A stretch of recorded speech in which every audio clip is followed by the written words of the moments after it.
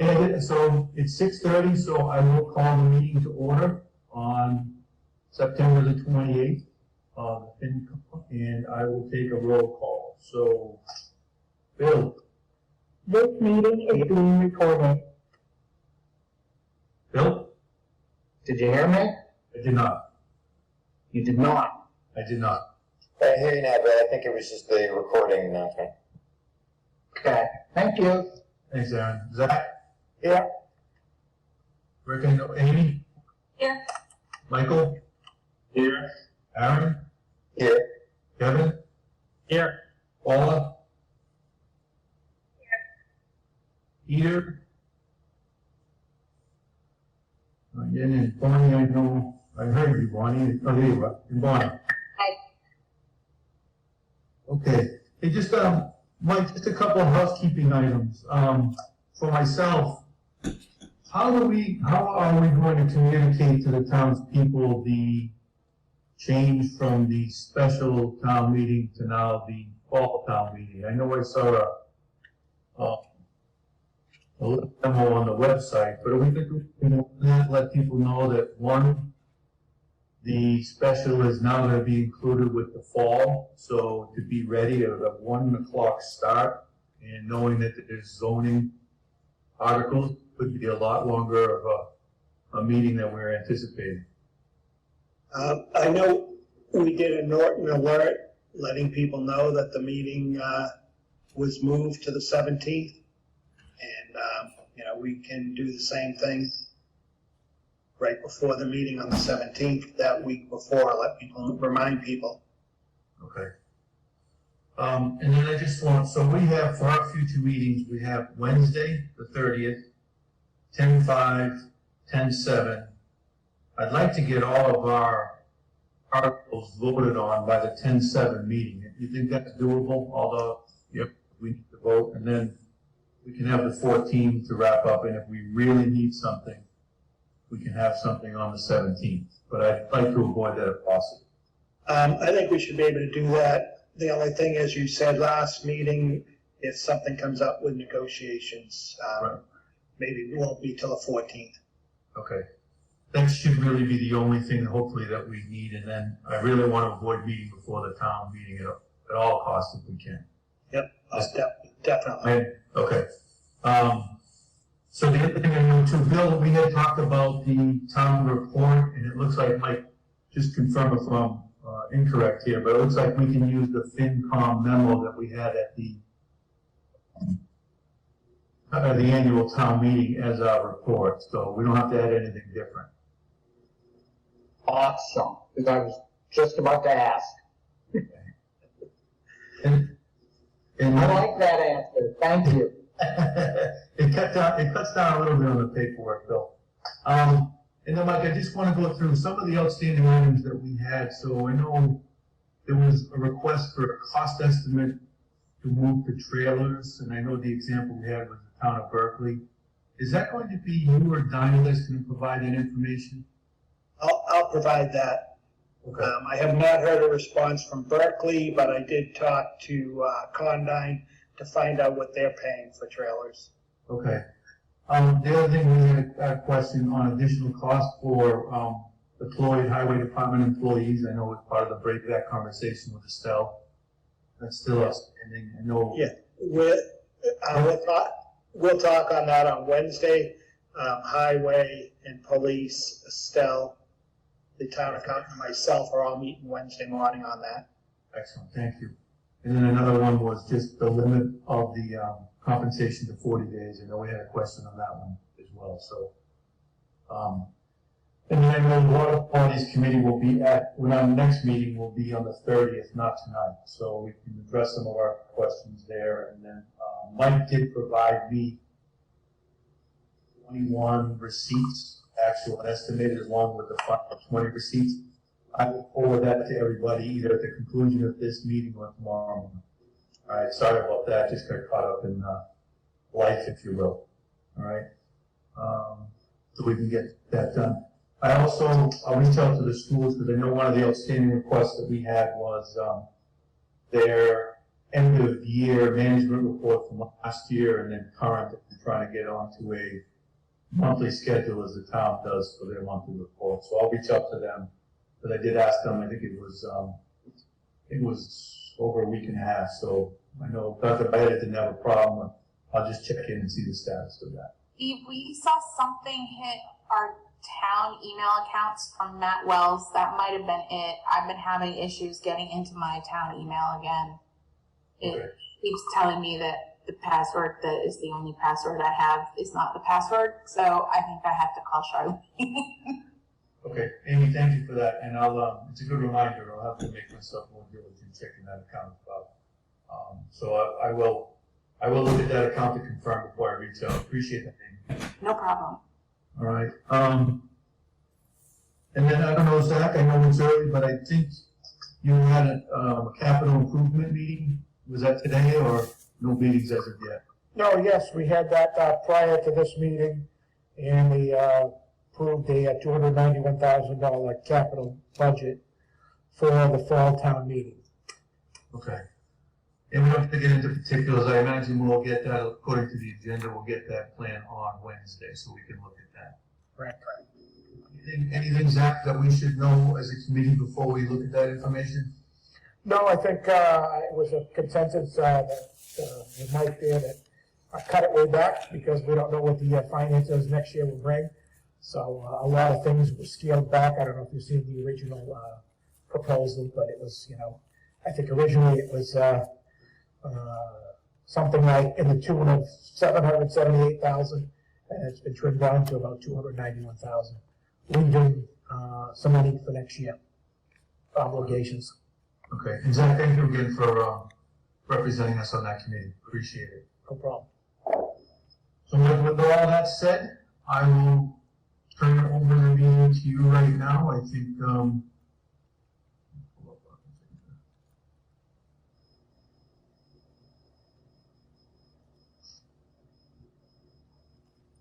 so I think we have a couple, so if you have any of your updates, I know we have some attachments. Mike, if you don't mind, I know we have new committee members on the FinCom. If you don't mind just explaining a little bit what a TIF is first, just high level, then we can get into the particulars without knowing.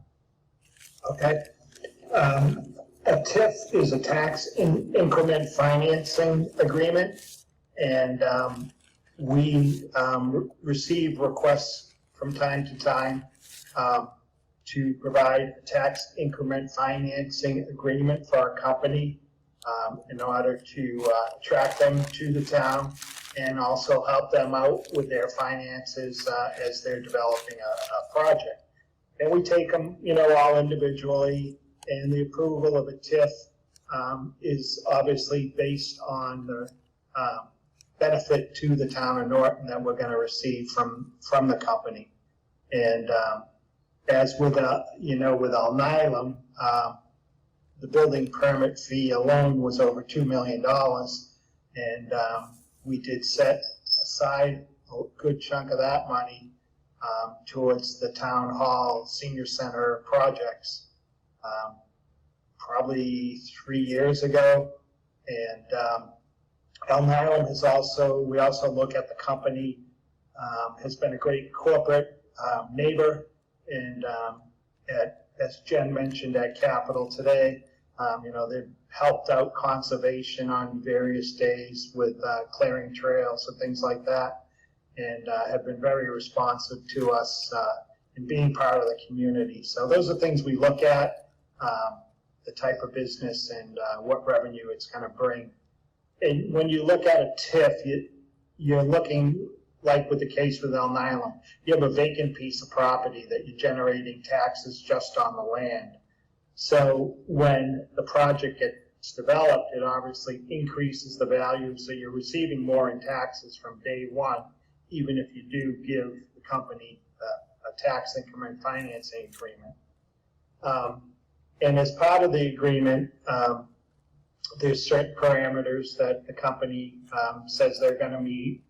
And with Alnylam, you'll hear from them tonight. One of the ones was employment. And to their credit, they don't think they're going to meet the numbers. I mean, they have, 11 years, to meet those numbers, but they don't think they're going to meet them. So they're looking to amend their TIF and be upfront about that. And I know they did go to the Economic Development Committee earlier this week, and last week, I'm sorry, and they can fill you in on that meeting. And there's 3 representatives from Elm Island: Brian Cohen, Alfred Boyle, and Robert Philadelphia, that are with us tonight. And so if I could introduce them, Mr. Chairman, and they could explain what they're trying to do here. Yep, absolutely. And thank you for that. And just one other tidbit, I think the state also tracks the provisions of the TIF as well, right? Yeah, the state, the State Economic Development Council approves the TIFs, and they also track them, and they give us a report on every year. The companies have to report to them how they're meeting their numbers, and the state will report back to us. Thank you, Mike. So, Brian Cohen, are you going to start off? Yeah, Mike, thank you, Mr. Chairman, members of the board, appreciate it, the committee appreciate it.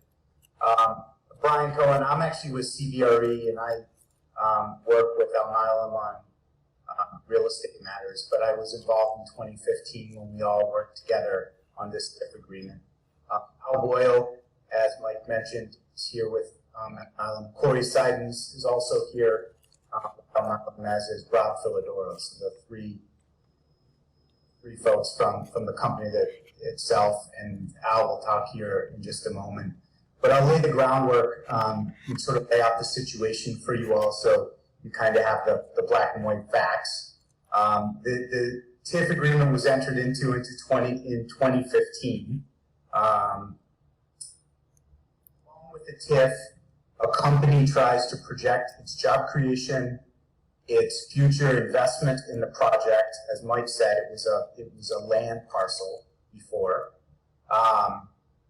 and the municipality tries to project what its assessed value will be, right, of this finished project that is effectively a rendering at that point in time.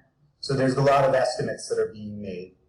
The company estimated that it could achieve 150 jobs within 5 years of the agreement date. The company estimated that it would invest $100 to $150 million in the project. In the town at the time estimated the assessed value would be about $54 million. And we all looked at those facts and ran a model on what that means for the company, for savings, and for the town, for the benefit, the tax benefit of the project. So as Al will explain to you, that the company's, taken a different path than it originally imagined, which has led to a slower job creation. And instead of the 150, it believes it will be able to achieve 125 jobs by 2025 at this point. On the investment, we're expected to achieve 100 to 150 million, or expected to invest 100 to 150 million, actually invested in excess of 200 million. As sometimes projects come in over where they were initially planned. So they've invested over 250 million, and that $54 million assessed value that the assessor estimated at the time is already just over 70 million. So from a tax perspective, the town is doing quite a bit better, roughly $90,000 better than we thought at the time in the first year of the TIF. So higher on the investment, lower on the job creation, overall higher tax than was anticipated. But as Elm Island is now sort of in the first inning, they just got their certificate of occupancy, which triggered the beginning of the TIF just this fall, which made, I should say, fall of 19, which made the TIF begin then July 1, subsequent fiscal year. Elm Island thought it was important to come back to the town and talk about, the actuals in terms of the investment and job creation and where it was, so that we could hopefully work together to revise the TIF to reflect the realities of the project as we now know it. So that's where we are. And if I could turn it over to Al Boyle from Elm Island, he can give you a bit more background on the town and what's happened over the last 5 years, and then, wide open for your questions and appreciate your consideration. For talking about taking the lead off. Thanks, Brian. Thank you, everyone, for allowing us the opportunity to be here this evening. Yeah, my name's Al Boyle. I have responsibility for what we call technical operations and quality, which is the group that is building the facility, but then will also run it. Corey Seidens here, my colleague, he's responsible for the site. He's our site head. And he just so also happened to be involved in the original construction as well. So Corey has been on the project since its inception. I thought I'd give you a little bit. Some of you may have interacted with us quite a bit. Others may not even know our name. So we are a 17-year-old biotech company, Cambridge-based in the Commonwealth the whole time. We're based on a technology which is RNA interference. It's a very interesting science where it can alternate pathways or shut them down, and can be very effective at modulating and treating diseases. So over our 17 years, just 2 years ago, we had our first product approved on Patro. There we have a small manufacturing facility at GMP in Cambridge, but most of what we utilize for manufacturing is external with what we call contract manufacturers.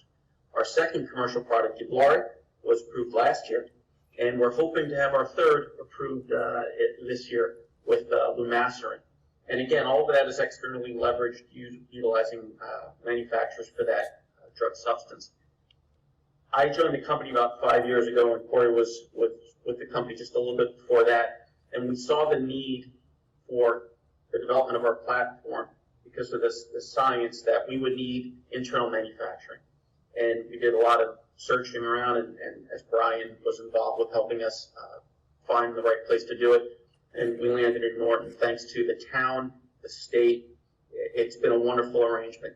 And what we envisioned, and we still envision, is having our internal manufacturing focused in Norton. And really why we're here talking to you is that what we anticipated over the course of time was, in reality, we thought we would get our certificate of occupancy in 2017. And we hit some delays around the project related to when you're in drug development, you run phase 3 trials to prove the efficacy. We had a phase 3 trial for an earlier drug that we stopped, and then a different phase 3 where we're working with our friends at Sanofi, we have an alliance with. That program had a delay, and so all those affect the business and the rate at which you do in your investments. And so we're still committed to manufacturing in Norton, where we love the facility. We're actually running, they're making some development product right now, and what has happened with starting in 2019 with the issuance of the COA, we believe we're going to be short by about 25 jobs, and that's why the 2025 number is. But as Brian mentioned, because of what we're doing and the way we've evolved the project, our investment is significantly higher, and I think hopefully that demonstrates our commitment to the site. So that's a framework. I think as an employer, we have over 1,300 employees worldwide in the Commonwealth, and Rob, you can correct me because from a tax basis, but I want to say we have approximately 800 employees in Massachusetts, and Corey, correct me, I believe it's 65 employees right now, full-time at the site in Norton. So we're going to make it from 65 to 125 by 2025. So that's, I don't know if Corey or Rob, you want to add anything else, but hopefully that's a little bit of a backstory as to the company and what we do, and also a little bit of color as to why we're talking about a change to the TIF. Yeah, nothing else for me to add. I think you covered it well there, Al. I'm happy to answer any questions specific to the site. And the one thing I'll add, because it's a finance audience here, is the value of these types of buildings is dramatically greater than some of the other product type that makes up your commercial base. And just as an example, if you look across the street at Horizon Beverage, the assessed value is about $44 per square foot, whereas the assessed value of the Elm Island facility at this point in its development is $352 per square foot. And that was using the fiscal 20 assessed value. So, 8x the assessed value of a typical warehouse or Horizon Beverage as an example. So they're quite valuable. So even with the TIF, this project is creating much more tax revenue than another type of product might had it been built on that land.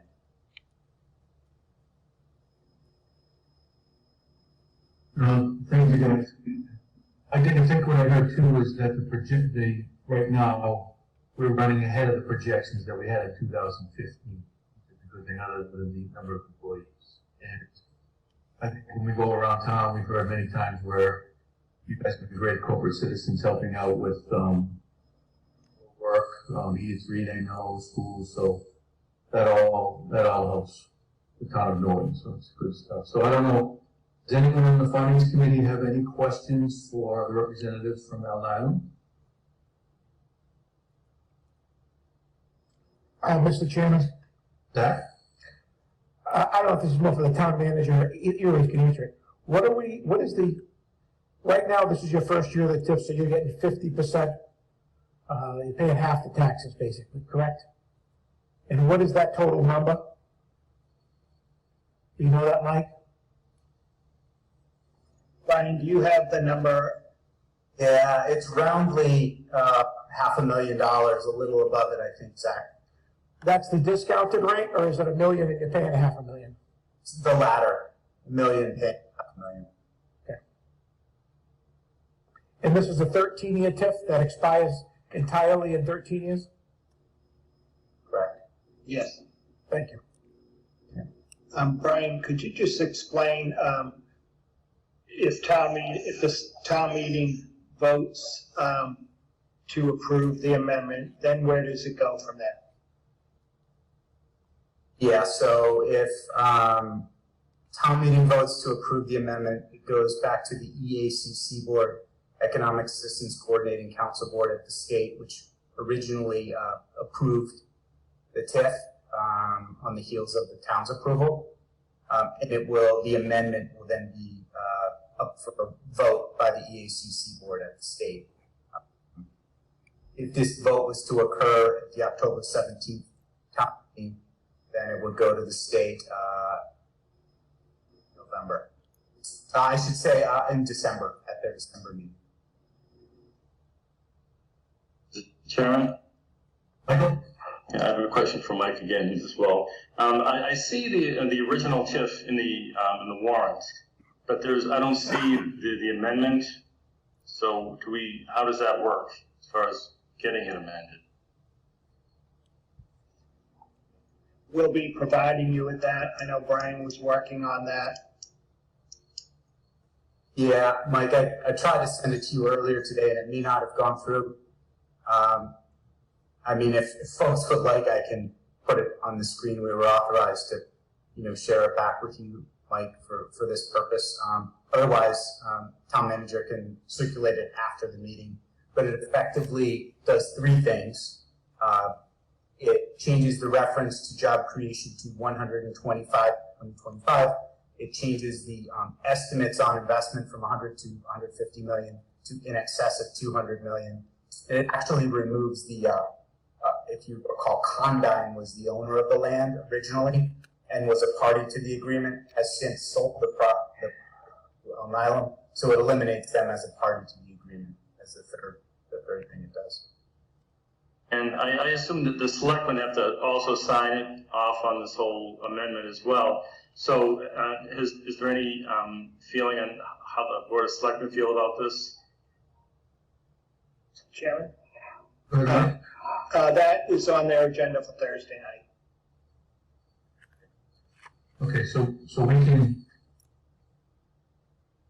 we can get the information maybe tomorrow or the next day, and then we'll have a little bit of time to look at it, and hopefully if all goes right, we'll know what, the select board, we can vote on it next week. Correct. Okay. And you said you guys went in front of the EDC or committee. Any kind of brief summary on that meeting, Mike, or any feelings for our economic development committee? Brian will have to fill you in because I was at your meeting. Okay. Brian? Yeah, I mean, there wasn't a whole lot from my seat of banter about it. I think the sense was this industry project type is in its early phase because we're not just now seeing more of them in. So there was not, I don't want to misstate the technical, what happens technically at those meetings, but there was a vote taken and there was a vote of support for the amendment. Thank you. Hey, Ed, also, we were at the selectmen, I think it was last week, folks, and they asked us to ensure we followed the process, so we went to EDC and now we're with you. So the selectmen have seen this proposal as well in advance. And just again, I just want to make sure, does anyone else on the finance committee have any questions for the representative of Nile at this point? Mr. Chairman? Bill? So, just a quick question, the 25 jobs that likely won't be filled, at what level, or is it all levels of the company that those jobs represent? Are they entry, are they executive, middle management? It's a good question. I'd say it's probably more weighted towards lower level, entry level types of roles, but it'll be a distribution across. Maybe half of it would be the entry level type, and then the rest remaining across some lower management level. Or you know the plans better than I do, but I believe that's accurate. Yeah, That's exactly right. and is there a preference for Norton folks when you're applying for these positions? So we already have a couple of folks, I believe, from Norton, and we've also we're employing a few folks from the local from Wheaton as well. So when in terms of preference, we'd gladly put them at the front of the list if we get applicants. Yeah. Thank you. And we also do receive resumes for folks looking for work for roles that are not actually in Norton. They're actually roles in our Cambridge office. So we do try to make sure that we provide some visibility to those roles as well. Yeah, we're highly engaged with the Women in STEM activity. We've sponsored them for the past 3 years, and that has really been a great mechanism for us to cross-collaborate and help the faculty there point students in the direction for biotech and pharma, which really isn't necessarily a focus for some of their disciplines within the sciences, but we've had great success with a couple of interns as well. Great. Thank you. Paula? Are you able to amend this tip again? So say, you have to create 60 more jobs within 5 years. Are you able to come back to us if you're not able to meet that 125 and amend it again? And do you find that to be likely to happen? I'm not the company, and so I won't speak for the likelihood, but it's the town could call the company up to say, we need to amend this, or we need to decertify, whatever the case may be, depending on how the relationship goes and job creation and investment and all of that. So this is not only a one-time thing. I can speak to the first part of the question. We don't like to come back multiple times for this. Yeah. We pride ourselves on planning ahead. And we do it is the pharmaceutical industry and business, and things do go wrong and things do go wonderfully as well. But we're very confident in what we're coming to you with today. Does anyone else on the finance committee have any questions? Mr. Chairman, I have some comments for the committee that can wait, but I don't need, in regards to this, but I don't need these gentlemen to hang around for it. Okay, all right, thanks, Zach. Well, gentlemen, thank you guys very much for attending our meeting tonight, and we'll review this and probably have a vote next week. Thank you. Thank you very much. Thanks so much. everyone. Thank you.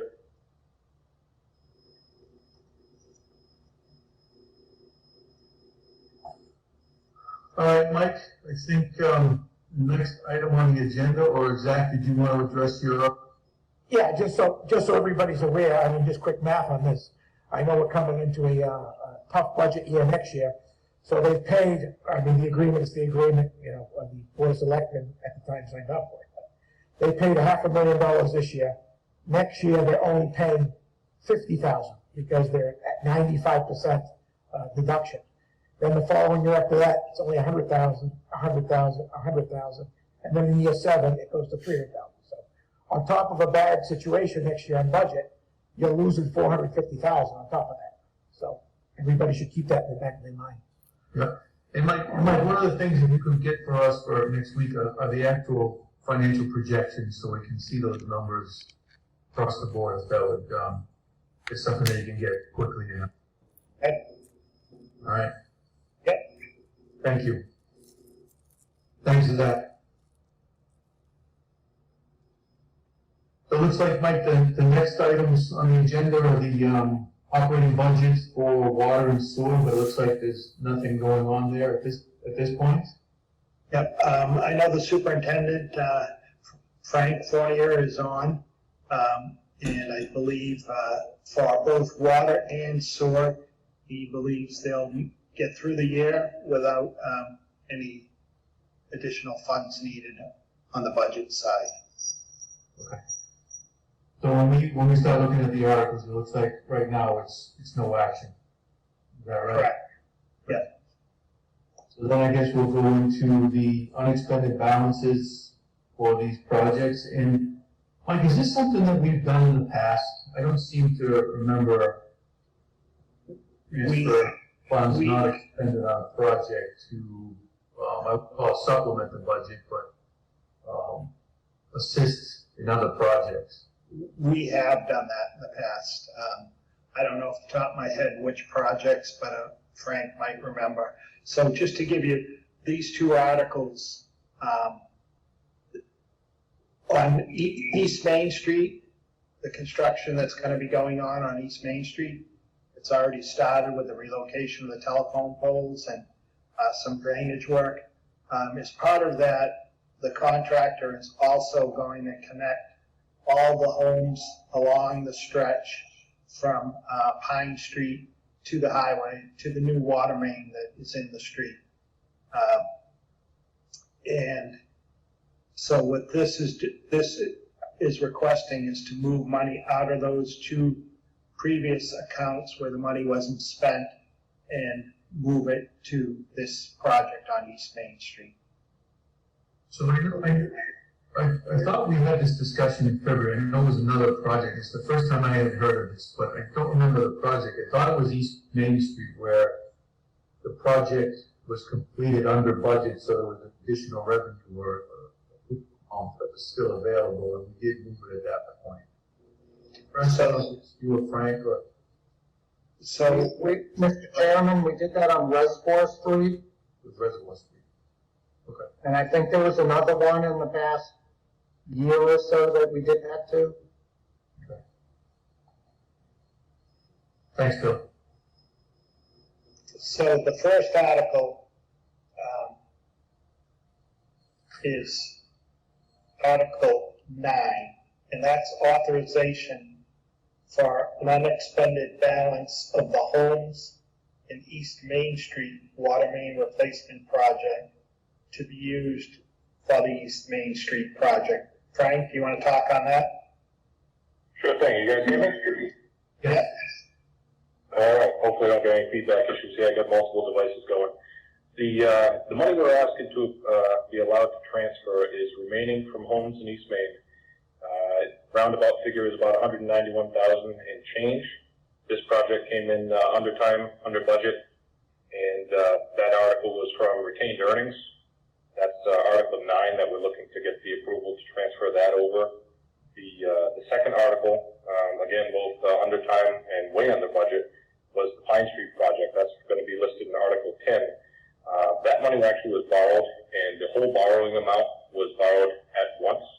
That project originally came in at $2.7 million, and the leftover funds on that are right around $820,000. These two projects together will actually be, the sum will be higher than the original requested amount for the East Main project. We were given an estimate from the state engineer, who is VHB. Looking at that estimate, just being in the industry, we knew that that estimate seemed extremely low. I don't have the exact number in front of me. I believe it was right around the 500,000 mark for the original estimate we had from VHB. Looking at it, making some cost adjustments, we came in with an estimate, what we felt was going to be on the high side of 700,000. That article was approved at the previous town meeting in October 2019, that we had the appropriation which would allow us to borrow that 700,000. What we're looking to do here is actually not borrow the money, because it has not been borrowed as of yet. Use the retaining funds from these two projects that have money available in them to avoid adding to the water department debt. And that's what we're looking for, to do a little housekeeping here, clean up some of these overages that we have in these accounts. Eventually this money will be returned to us as far as under retained earnings. The borrowed, basically, because it was borrowed in a whole amount, we will have to pay back that money, so it only makes sense to use it and move forward from there. I hope that's not any more confusing than the letter I sent to you guys was. No, thank you. Does anyone on the FinCom have questions for Frank at this point?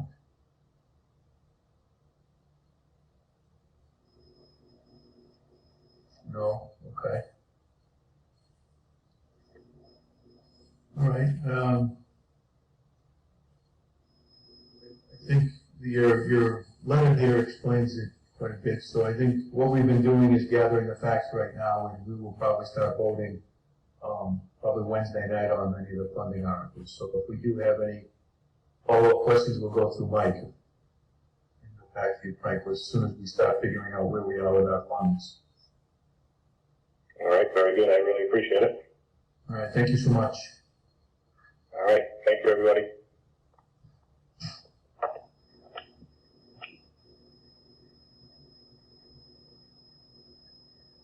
Well, Mike, I don't think, looking at the agenda, I don't think there's any reconsideration of articles for this meeting, correct?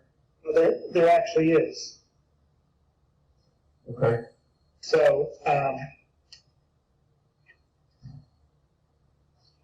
I wanted to see if, I know Carlina was juggling 2 meetings. I just texted her to see if she could come on to talk about her plan for the water body's access.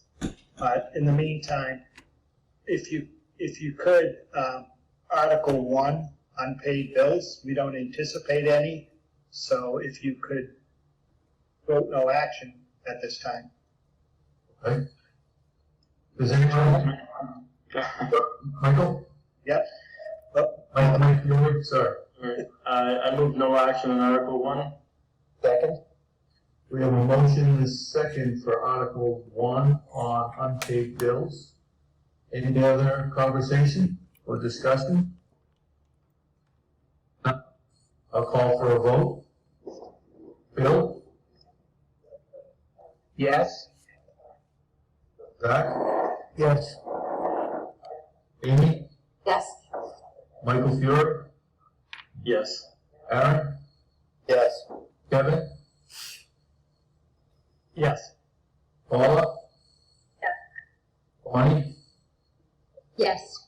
And I also am yes, so that's unanimous. Article 2 is separation expense, and there is nothing needed at this time on that. Okay. I'll look for a motion. Mr. Chairman, Michael? no action on Article 2. Second? We have a motion and a second on Article 2 for separation expenses. Any other conversation or discussion? Hearing none, I'll call for a vote. Bill? Yes. Zach? Yes. Amy? Yes. Mike? Yes. Aaron? Yes. Kevin? Yes. Paula? Bonnie? Yes. And I also am yes. That's unanimous on that motion as well, and separation expenses for no action. Article 5 is the water operating budget amendment, where there's no action needed. Okay? Do you want to vote? Mr. Chairman, Mike? no action on Article 5. Second. We have a motion and a second for Article 5 on water operating budget amendments. Any discussion? Hearing none, I'll call for a vote. Bill? Yes. Zach? Yes. Amy? Yes. Mike? Yes. Aaron? Yes. Kevin? Yes. Paula? Bonnie? Yes. I'm also yes, so that's unanimous as well. In Article 6, the sewer operating budget, there's nothing needed at this time, so recommend no action on that. Mr. Chairman, Michael? I move no action on Article 6. Second. We have a motion and a second on Article 6, sewer operating budget amendments. Any conversation or discussion? Hearing none, I'll call for a vote. Bill? Yes. Zach? Yes. Amy? Yes. Mike? Yes. Aaron? Yes. Kevin? Yes. Paula? Yes. Bonnie? Yes. And I'm also yes. That's approved the sewer operating budget amendments. There's no action. Mr. Chairman, are you ready to vote on 9 and 10 yet, or do you want to wait till the next meeting? Yeah, I think we have the permanent building committee scheduled to come before us with any of our follow-up questions, so. No, 9 and 10 would be the two articles to transfer the money Okay. to the East Main Street project. Yeah, so right now, Mike, I think what I do is want to have the committee look at the information we got and any follow-ups, and the schedule or tentative would probably be either Monday, next Monday would be that vote, unless we feel strong we can move forward, we have enough facts. Okay. All right, and Mike, I thought that on the agenda for Wednesday, Jennifer was going to be on that agenda to discuss this. Am I wrong? It looks like that's the way it's gonna have to be, because she is Okay. busy right now. Okay, and she is available. I think she can add some context only and let everybody know she ended up all the hard work that she did on the grant she got. I think it's commendable. All right. Thanks, Matt. Let me just, so does anyone have any questions for Mike or any of the information we heard tonight at this point? All right, so I think the plan would be, so I think we have several more people coming on Wednesday to present. I think we have some operating budget amendments coming through, and that should be, if I'm correct, Mike, that should be all the first go around for anyone that's looking for funding at this point, right, after we get through that, and then we'll see how Wednesday night goes, and then we can start voting. So we'll have at least 2, maybe 3 meetings where we can start reviewing or have reviewed and start to vote on the money articles. Okay. One of those things that I look is, we've heard a couple of times, is just next year, how the budgets will look and our receipts and everything. So if you wouldn't mind, as we go through some of these articles, all these things like that, why is it important to get those done at this time at the fall town meeting instead of the annual town meeting? So we can have some context to that. I think if we can defer some of these purchases now, if at all possible, I'm just leery on what it's gonna look like for our receipts next year. Right. So does anyone, again, does anyone on the committee have any questions at this point, or would like to see additional information that we may not have received? Mr. Chairman? Oh, go Zach? ahead. I was on the school committee meeting, I think, last week, and Mr. Wells was throwing some numbers out there that they were having something, don't quote me exactly, but, $2 million overrun due to COVID. I don't know. Are they coming before us? Where do we stand on that? I think they're scheduled to come on Wednesday, if I'm not mistaken. Is that correct? Yes. Have you heard any of those numbers, Mike? Well, anything that they may have talked about is probably things that are being funded out of the COVID CARES account. And I know they just received another, I believe it's 561,000 commitment from the state out of another fund. So I'll have them talk to that when they come to the meeting Wednesday.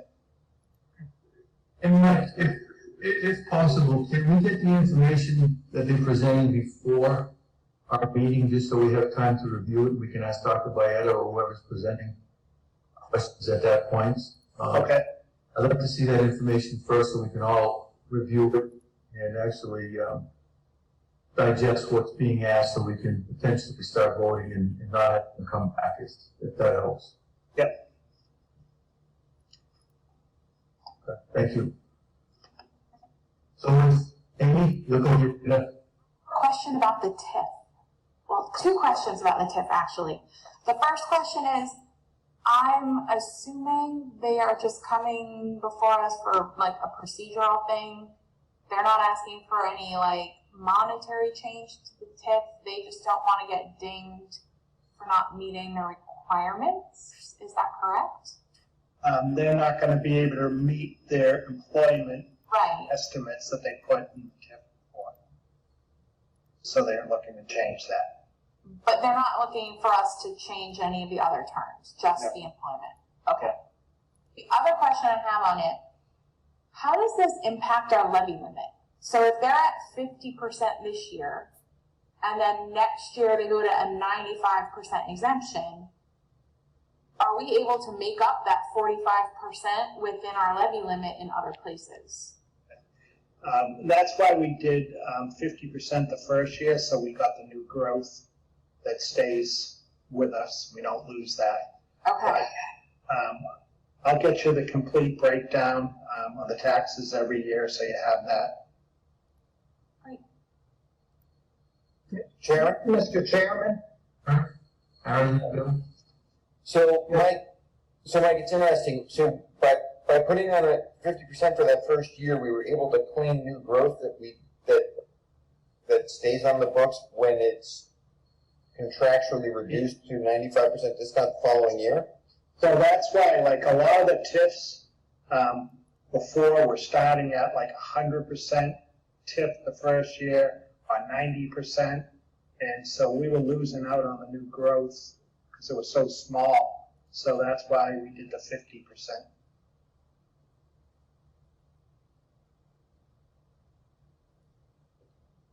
Okay, so then where does the gap get filled in? On the levy? Yeah. So it gets spread out through all taxpayers in town. So, okay. Thank you. You're welcome. And Bill? So TIF, are eventually voted by the town, but they're worked on by, what would it be, the IDC and the select board. Have they opined, since they were pivotal probably in the inception of this particular TIF, as to the change in employment and whether that would have impacted there are whole percentages that were ultimately worked out? They have not, because really, when it comes down to it, what we're looking at is the tax revenue. As far as the employment, that's something that would benefit the state more than it benefits us. We don't get any benefit, from a difference between 150 and 125 employees means nothing to the town. No, I know initially under TIFs that I worked with, way back when I was in the IDC, the thought is, well, if you're hiring 150 people or whatever, then there are people who are, going to your restaurants, going to your stores, and all this extra that you would get from the bodies within the town. So I wasn't at the Economic Development Committee meeting, so I'll have to inquire from them if they talked about that at all. Thank you. Mr. Chairman. Zach? So based on what Amy and Aaron are saying, we're basically, under this agreement, you're basically a $450,000 backdoor tax increase for the residents next year? Well, the assessor could explain that better than me, but the levy is the levy, and it just gets spread out. Everybody. Everybody. So the answer is yes.